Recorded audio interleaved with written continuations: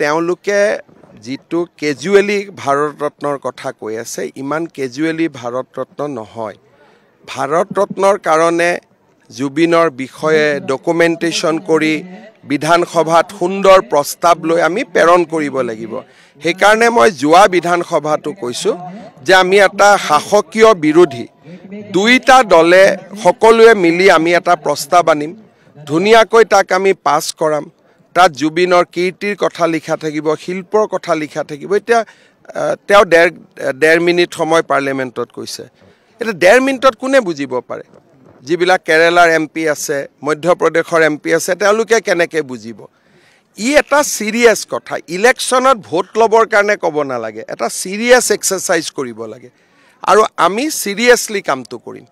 আমি এইবিলাক 1.5 মিনিটৰ ভাষণ দি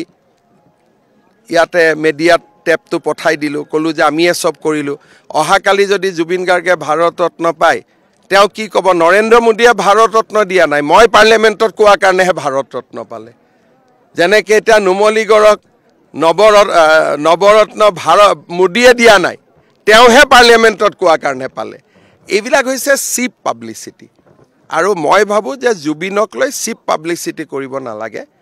অন্ততঃ জুবিনৰ বিষয়ে পাৰ্লিয়ামেণ্টত ক'লে বিৰোধী চৰকাৰী সকলোৱে মিলি অন্ততঃ 1 ঘণ্টাটো আলোচনা হ'ব লাগে